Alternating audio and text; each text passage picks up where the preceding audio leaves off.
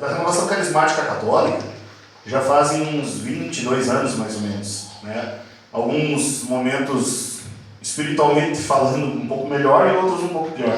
Sou casado, né? Minha esposa se chama Solange, tenho 3 filhos, né? O Francisco tem 7 anos, a Rafaela tem 4 e o Miguel aí vai fazer 5 meses agora, 5 ou 6 meses, estava perdido nas contas, vai daqui uns dias.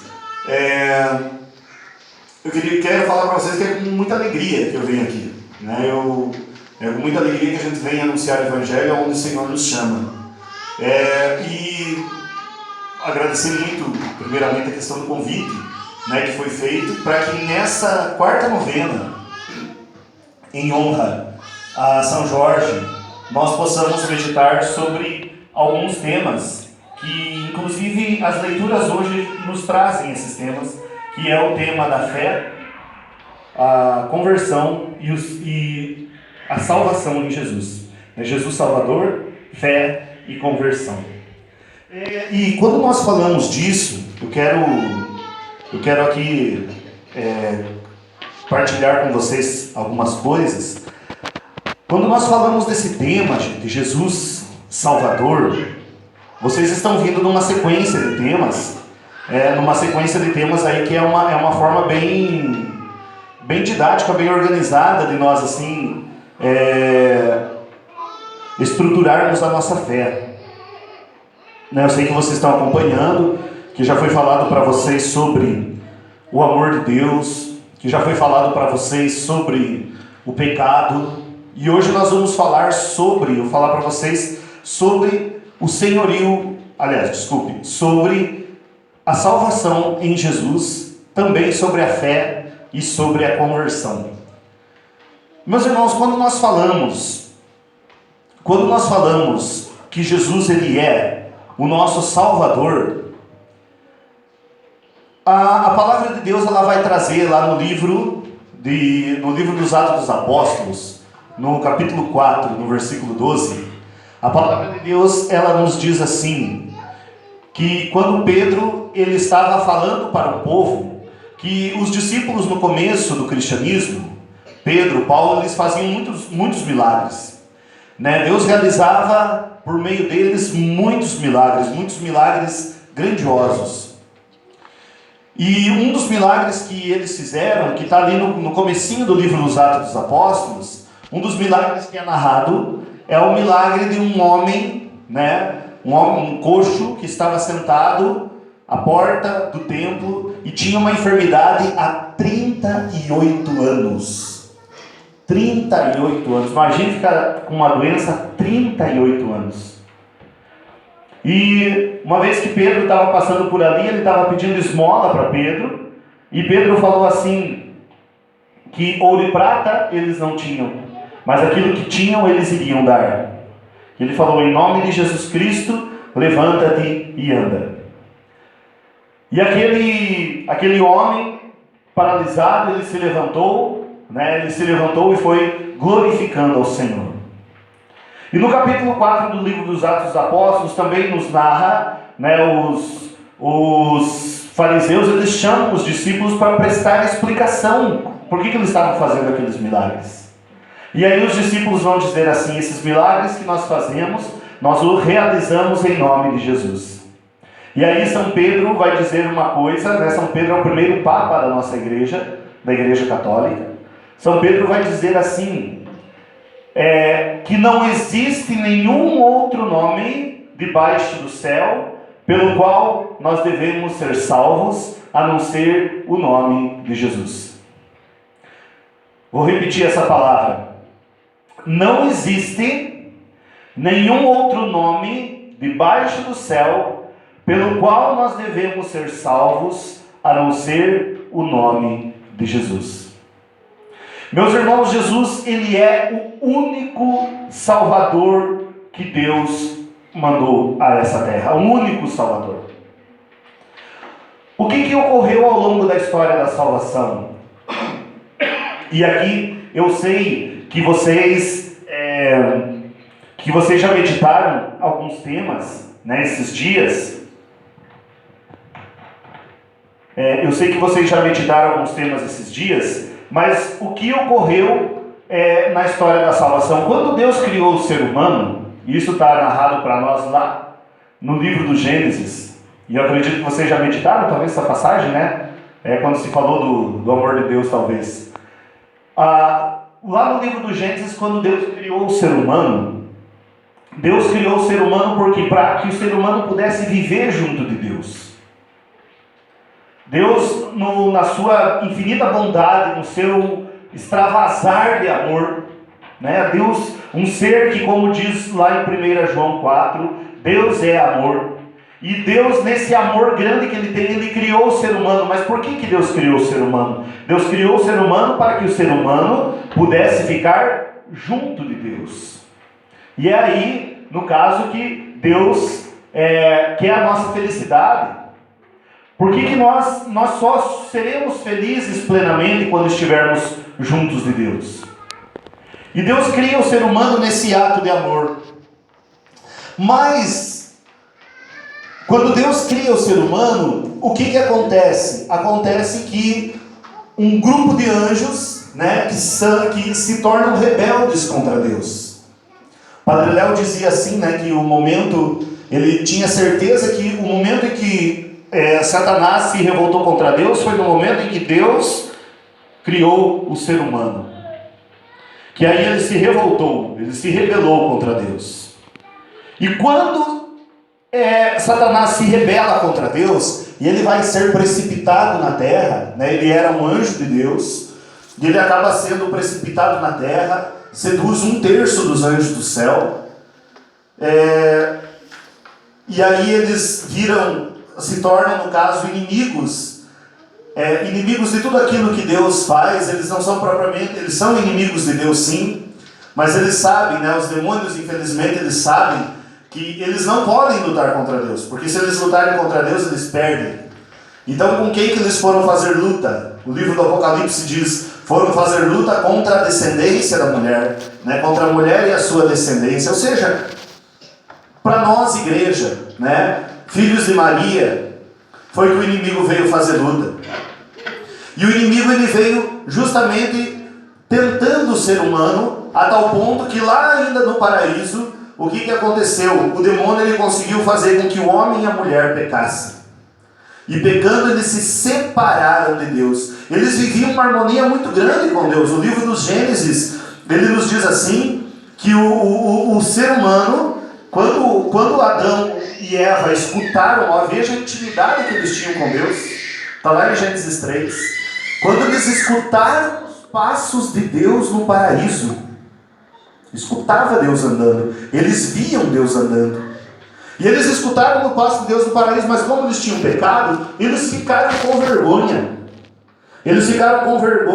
e foram se esconder, e daí Deus já descobriu que eles tinham cometido o pecado, que eles tinham comido do fruto da árvore que Deus tinha proibido.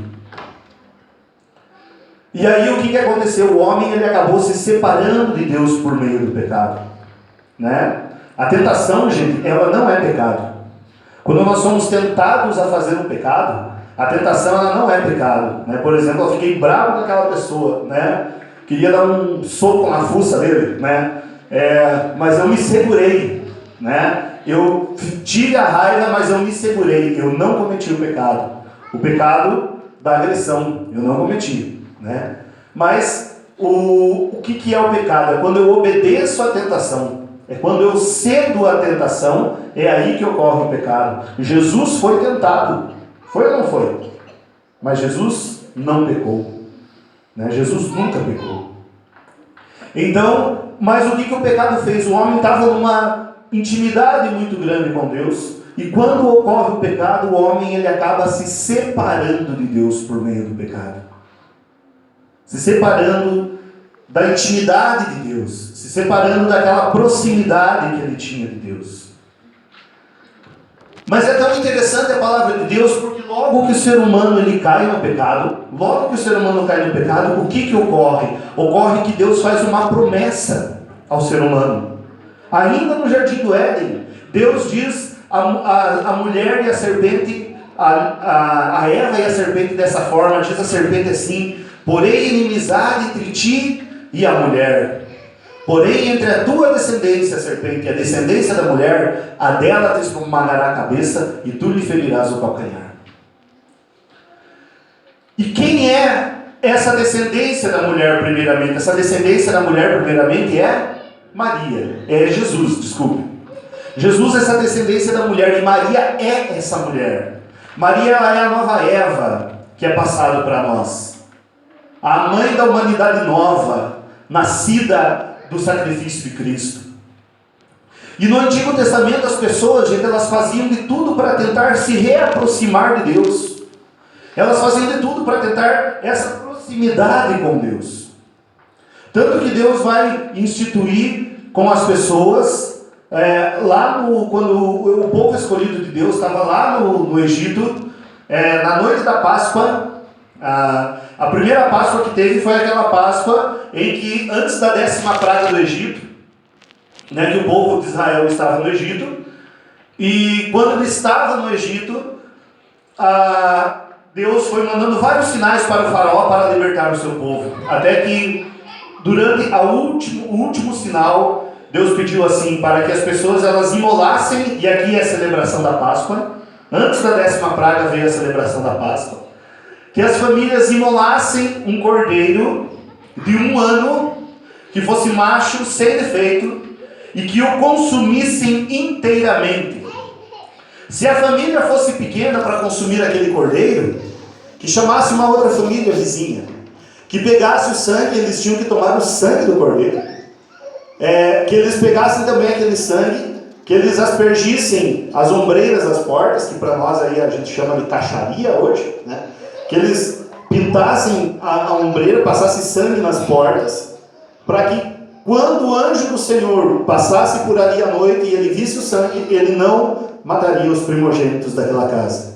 Eles deveriam também comer ervas amargas, para lembrar do tempo da escravidão, também pães ázimos, porque a festa da Páscoa foi celebrada às pressas, então não era para eles colocarem fermento no pão, era para assar o pão sem fermento, para eles comerem rápido, porque eles iriam sair às pressas. E esse ritual, depois que vai ser instituído nos 5 primeiros livros da Bíblia, ali no Êxodo, principalmente Êxodo, Levítico, Números e Deuteronômios, esse ritual de purificação que o povo passava, que as pessoas passavam, era o que? Se imolava um cordeiro, se imolava um carneiro, e muitas vezes se aspergia o povo com o sangue daquele cordeiro, com o sangue daqueles carneiros, em sacrifício, em reparação pelos pecados, para tentar aproximar o homem de Deus.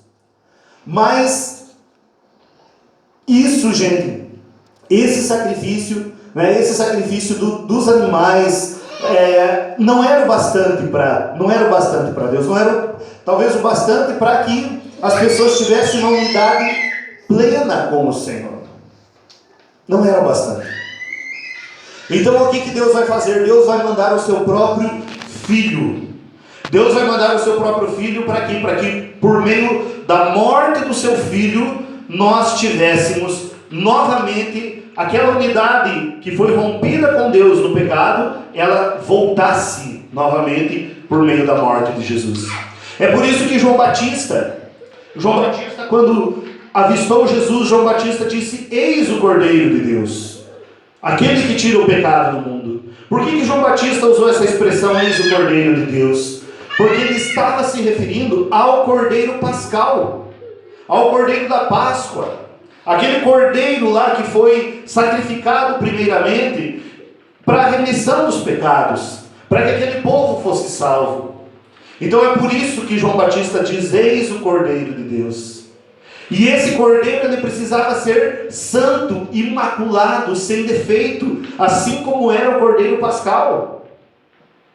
Por isso que Jesus foi pleno em santidade. Jesus foi cheio de santidade. Jesus não cometeu pecado. Para quê? Para nos salvar. Para nos salvar. E por meio da morte de Jesus, nós temos acesso à salvação. Ou seja, quando Jesus, por meio da sua morte, Jesus, ele novamente, tem uma passagem da Bíblia que é muito interessante, que quando Jesus morreu, diz lá que o véu do templo se rasgou de alto a baixo, em duas partes. Por quê, gente? Porque tinha um lugar nas sinagogas judaicas, chamada Santo dos Santos. Que esse lugar do Santo dos Santos era um lugar que só o sacerdote entrava, eu não me lembro bem certo, mas uma vez, há não sei há quanto tempo. Porque ali era extremamente sagrado. Quando rompe esse manto, no caso, que separava a Assembleia do Santo dos Santos, o que está falando ali? Que acabou as barreiras que tinham entre Deus e o homem. Acabaram-se as barreiras que tinham entre Deus e o homem por meio da crucificação, por meio da morte de Jesus, do sangue de Jesus derramado. Então Jesus, ele veio para quê? Ele veio novamente para construir uma ponte entre nós e o céu, para nos unir novamente ao céu. E eu tenho uma notícia muito boa para dar para vocês. Por quê? Porque Jesus já pagou a nossa salvação. A nossa salvação, ela já foi paga pelo sangue de Cristo. Ela já foi paga pelo sangue de Cristo. Nós temos a nossa salvação já paga. Seria mais ou menos como se a gente fosse fazer um lanche num lugar, vamos dizer assim, né? E a gente comesse lá e a hora que fosse ver, que fosse pagar a conta, a gente visse se não tinha dinheiro. E aí o dono lá do estabelecimento, sei lá, vamos dizer que a polícia estava ali por perto, o que ele ia fazer? Ia mandar a polícia pegar a gente e mandar a gente, sei lá, prender ou a gente fazer alguma coisa. Mas aí tinha uma pessoa do lado, né? Havia uma pessoa do lado que viu essa situação, que foi lá e pagou a conta da gente, para que a gente não fosse preso. É uma comparaçãozinha meio simples, mas é para que a gente tenha a ideia do que Jesus, ele veio para nos libertar de todo tipo de escravidão. Nos libertar de todo tipo de escravidão. Nós temos a nossa salvação paga em Jesus. Temos a nossa salvação paga em Jesus. Pela morte de Jesus, pela ressurreição de Jesus. E meus irmãos, não existe outro nome debaixo do céu pelo qual nós devemos ser salvos. Não é pelo nome de Buda que nós devemos ser salvos. Não é pelo nome de Maomé que nós devemos ser salvos. Não é pelo nome de nenhum líder de outra religião aí que nós devemos ser salvos. Nós seremos salvos apenas pelo nome de Jesus. É esse nome que nos garante a salvação. É esse nome que nos garante a salvação. Ou seja, o nome Jesus inclusive significa Deus salva. Significa Deus salva. Javé salva. Na verdade é isso, né? Nós chamamos Deus salva. E essa é justamente a missão que Cristo veio dar e trazer para a terra.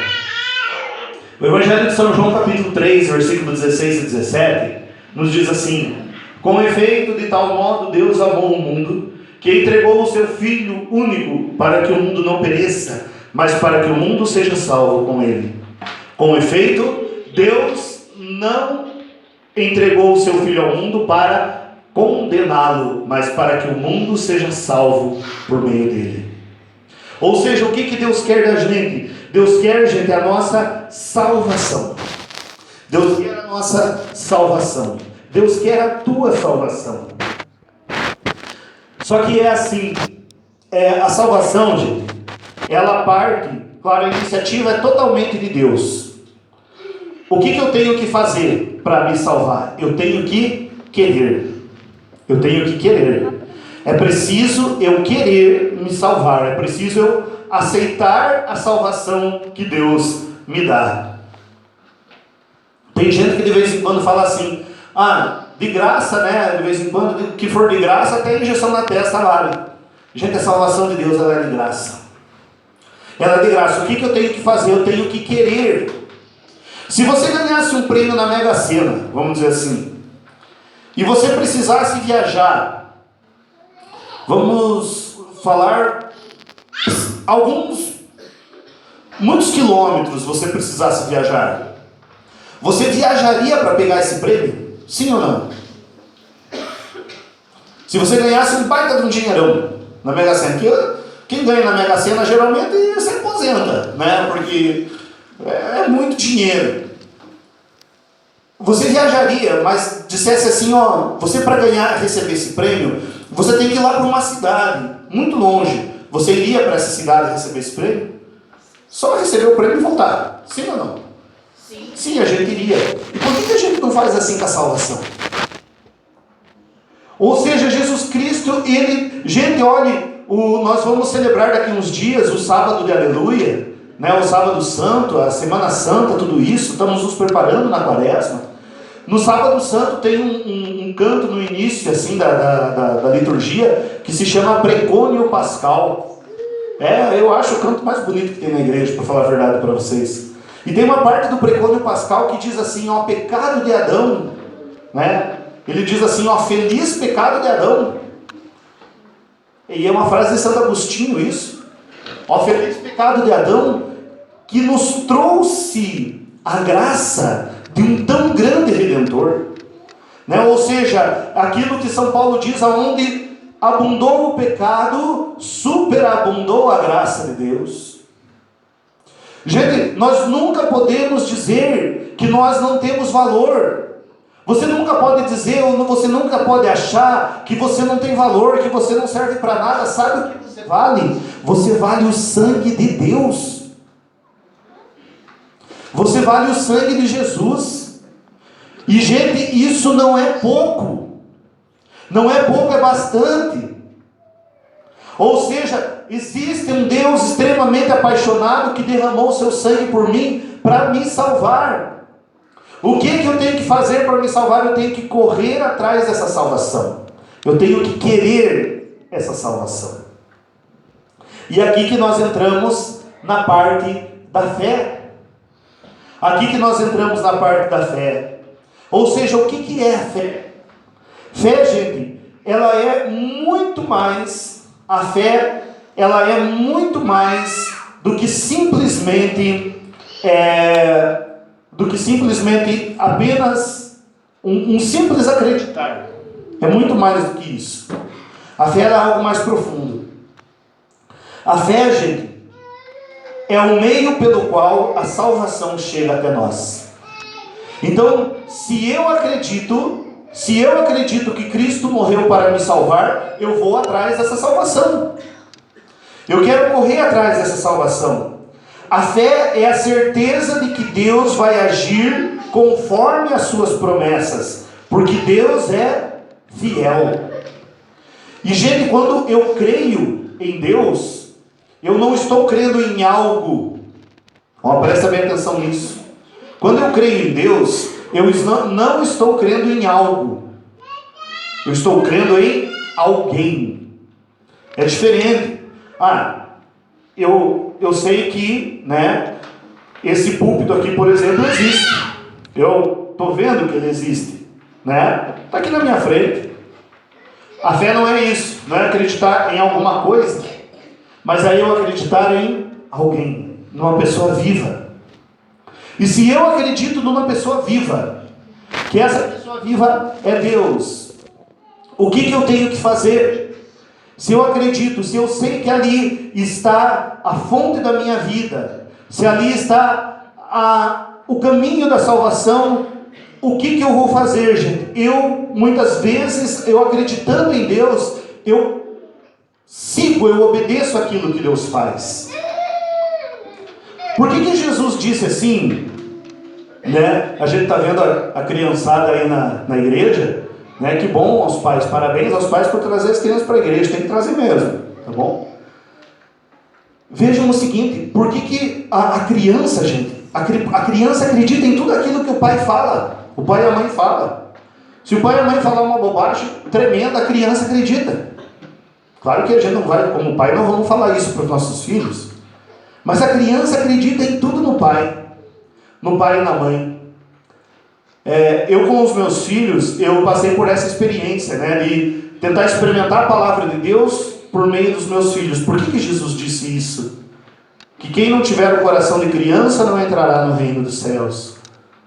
Porque a criança, gente, ela acredita em tudo aquilo que o pai e a mãe faz. A criança, quando chora de noite, quem que ela chama? O pai ou a mãe. Quando ela está com fome, quem ela chama? O pai ou a mãe. Quando ela está no banheiro lá, ela ainda não sabe se limpar sozinha, quem que ela chama? O pai ou a mãe. Não é verdade? É tudo o pai e a mãe. A minha menininha falava assim, ela subia no sofá, na parte mais alta do sofá, e se jogava. Dizia assim, queria saber, papai, me pega aí, vá, pular. Né? Por quê? Porque ela tem confiança que eu, no caso, pegaria ela. Gente, por isso que nós temos que confiar em alguém. A gente tem que ter uma confiança plena em alguém. Mesmo, gente, aí por isso que eu digo para vocês, não cabe para nós muitas vezes, nós questionarmos ou criticarmos aquilo que a igreja nos oferece, aquilo que a palavra de Deus nos oferece e aquilo que Deus nos fala. Né? Na Bíblia diz assim, não matarás. Mas eu questiono, por exemplo, não matar. Eu sou a favor da pena de morte. Eu estou indo contra a palavra de Deus. Eu sou a favor do aborto. Eu estou indo contra a palavra de Deus, porque a palavra de Deus diz não matar. Então, meus irmãos, o que eu tenho que fazer? Eu tenho que procurar ter essa obediência cega àquilo que Deus me pede. Isso é fé. Se a igreja fala para nós que para a gente se salvar, a gente precisa pelo menos uma vez no ano se confessar, a gente precisa pelo menos no domingo participar da missa ou do culto, a gente precisa, isso é fé. Isso é fé, pode ser que eu esteja com preguiça, tal, não, mas eu vou, por quê? Porque esse é o caminho de salvação que me foi traçado. E a fé é assim, eu dou passo por passo, um passo depois do outro. A fé muitas vezes, gente, ela não é emoção. Claro, Deus pode usar da emoção para trazer a gente para a igreja, mas não é só emoção e sentimentalismo a fé. A fé muitas vezes ela é provada na dor.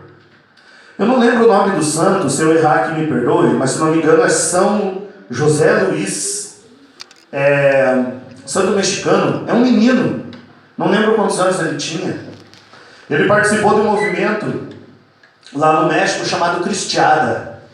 Cristiada era um movimento que os católicos mexicanos, quando o governo comunista chegou ao poder no México, eles quiseram, e como o governo comunista é um governo ateu, não acredita em Deus, eles quiseram abolir a religião. E aí esse menino, ele participava desse movimento que falava o quê? Que eles queriam ter liberdade para poder celebrar a religião deles. E ele foi preso pelo governo. O governo acabou prendendo ele. Esse menino teve dores terríveis, gente. O que estavam forçando ele a fazer? A ele a negar a fé. E foi bem na época que o Papa, se não me engano, eu não lembro se o Papa Pio XI ou se o Papa Bento XV, que instituiu a festa de Cristo Rei na igreja. E o governo falava assim, diga, morra Cristo Rei. E ele dizia sempre, viva Cristo Rei. O que o governo pegou e fez? Os representantes do governo pegaram o menino, torturaram um monte dele. Pegaram ele, deixaram ele numa das sessões de tortura. O que eles fizeram? Eles pegaram e cortaram a sola do pé dele. E fizeram ele caminhando até a cova, também ele caminhando no meio da terra, no meio de pedra, tal, tudo isso, com a sola do pé tudo cortada, até a cova, e lá ele acabou sendo assassinado na frente, né, da família dele. Por não negar a fé. Muitas vezes a fé, ela não é emoção só, muitas vezes a fé tem que ser provada na dor. Mas é eu acreditar, meus irmãos, é eu acreditar que mesmo muitas vezes, talvez com aparentemente tudo dando errado, eu ter a convicção de que Deus é Pai e de que Deus vai me atender, que Deus vai me salvar. Então eu preciso crer nisso. A palavra de Deus diz assim lá em Romanos 10, versículo 9: se com tua boca professares que Cristo é o Senhor, e em teu coração creres que Deus o ressuscitou dos mortos, serás salvo. será salvo. E se nós acreditamos em Deus, meus irmãos, é preciso também nós nos convertermos, porque aí vem o ponto final, né? Ou seja, Jesus ele morreu para me salvar. Jesus morreu para me salvar. Eu tenho, né, fé nisso. Então o que eu preciso fazer? Eu preciso mudar a minha vida. Eu preciso mudar a minha vida. De vez em quando o pai e a mãe, eles vivem, claro, eles têm mais experiência de vida do que o filho, né? O filho, de vez em quando, pequeno, ele está ali criando experiência de vida, e de vez em quando o pai fala assim para ele: olha, não faça isso porque é perigoso se machucar. E de vez em quando o filho o que faz? O filho vai lá e desobedece. E de vez em quando se machuca, né? E que o pai diz: olha, eu falei para você que era para você não fazer isso. Muitas vezes a gente é bem assim com Deus. Tem tudo ali nos falando o que nós temos que fazer, mas nós desobedecemos. Nós desobedecemos. Meus irmãos, é preciso a gente... O que é a conversão? A conversão é justamente a minha mudança de vida. Mas não é só uma mudança externa. Não adianta só mudar por fora. Jesus criticava muito essas pessoas no tempo dele, os chamados fariseus. Quem que era o fariseu? O fariseu era um povo que tinha lá no tempo de Jesus, pessoas que eram especialistas na lei e tal, tudo isso. E eles andavam com umas rouponas grandes lá, tudo isso, né?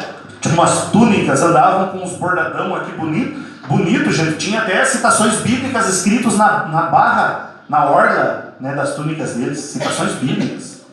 Mas o culto deles, gente, era só um culto exterior. Eles faziam de tudo para aparecer santo diante dos homens, mas internamente eles não viviam santidade. Eles não mudavam de vida internamente. Por isso que Jesus chamou eles de sepulcros caiados. O que é um sepulcro caiado? O que é caiar alguma coisa? O sepulcro caiado não, você vai lá, taca um cal por fora, né? Você coloca um cal por fora só para aquele sepulcro ficar bonito, mas você sabe que o que tem lá dentro daquela tumba lá, você sabe que o que tem dentro lá é podre. Então por isso que Jesus chamou os fariseus de sepulcro caiado. A conversão, meus irmãos, não é apenas uma conversão assim no sentido moral, não, mas tem que ser uma conversão lá do fundo. Lá do fundo. O arrependimento, quando fala na Bíblia que nós temos que se arrepender, ele é lá do fundo do meu coração. Eu preciso me converter a Deus lá do fundo. E tem uma frase que eu sempre gosto, porque essa frase foi a frase que me trouxe para a igreja. E eu nem sabia que tinha essa frase na Bíblia. Minha mãe sempre dizia assim: olha, quando era Sexta-feira Santa, mesmo antes da mãe, a minha mãe também participa de movimento, né, da renovação carismática, foi coordenadora algumas vezes, meu pai também. Hoje eu sou coordenador, a Osa já foi coordenadora, né, do movimento. E a minha mãe dizia assim, dessa forma, assim, que na Sexta-feira Santa, né, era um dia que a gente tinha que guardar a Sexta-feira Santa. A gente não podia fazer lá muita coisa, por exemplo, jogar bola e fazer essas coisas assim, não, era um dia de respeito. E então o que acabou acontecendo? Numa Sexta-feira Santa eu tinha uma Bíblia e eu gostava era uma Bíblia assim ilustrada. Não era a Bíblia tal qual a gente costuma ler, assim, mas era aquelas Bíblias, vamos dizer assim, de jovem, né? Eu tinha em torno de uns 13 anos. E eu lembro que na Sexta-feira Santa eu gostava assim de ler a Bíblia, e me veio uma frase da Bíblia, que depois eu fiquei sabendo que era da Bíblia, mas que dizia assim: do que adianta o homem ganhar o mundo inteiro se ele vier a perder a sua alma?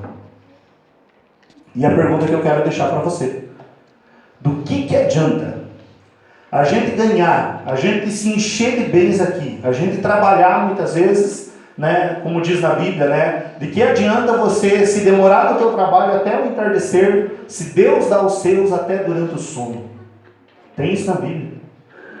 Ou seja, claro, nós temos que trabalhar, nós temos que ocupar o nosso tempo, nós temos que inclusive ocupar o nosso tempo rezar, mas só correr atrás do dinheiro hoje não é tudo. Por quê, gente? Porque muita gente tem feito a sua salvação hoje por meio do dinheiro. E quantas pessoas aí que corre atrás do dinheiro, e parece que vem uma praga junto. A pessoa tem dinheiro, tem um monte de dinheiro, mas não usufrui do dinheiro. Quando morre, deixa tudo para filho, para noro, né? Sabe o que é noro, né? O noro é o genro, né? A gente chama de noro. Então, você deixa tudo aquilo para filho, para genro, para nora, daí eles torram tudo. Aquilo que a pessoa acumulou durante... E ele mesmo não pôde aproveitar. Então, meus irmãos, nós fomos feitos para algo maior. Nós fomos feitos para termos uma unidade com Deus. Nós fomos feitos para estarmos juntos do Senhor. Foi para isso que Deus nos chamou. E através da conversão, a conversão nos leva a isso. Mas tem que ser algo sincero, algo profundo aqui no meu coração. E eu preciso confiar. Eu preciso confiar. Meus irmãos, nós estamos na única e verdadeira igreja de Jesus. Nunca tenha dúvida disso. Nunca tenha dúvida disso. A igreja católica é a igreja única e verdadeira. Foram os santos da igreja que escreveram o Novo Testamento da Bíblia. Santos padres da igreja escreveram o Novo Testamento. A igreja católica, ela possui aí mais ou menos em torno de 130 milagres eucarísticos, vários sobre análise, e mais ou menos em torno de 130 já confirmados. A igreja católica, ela possui mais de 200 corpos de santos incorruptíveis, ou seja, de pessoas que morreram e estão lá como se estivesse dormindo. Mas tem gente que já morreu faz 600 anos, como Santa Rita. O corpo está lá intacto, até se mexe de vez em quando e exala perfume de flores. Como que você explica isso? Pela razão. Nós estamos na igreja verdadeira. Nós estamos na única igreja verdadeira de Deus, única. Não existe outra, não. Verdadeira é só a católica. Então, meus irmãos, que nós possamos fazer aquilo que a Santa Igreja nos pede. E que a gente possa voltar o nosso coração para Deus, acreditando que caminhamos na única e verdadeira igreja e que temos que traçar o nosso caminho rumo ao céu. Porque Jesus já comprou a nossa salvação. Feche teus olhos um pouquinho, nós vamos fazer uma oração. Curva tua cabeça.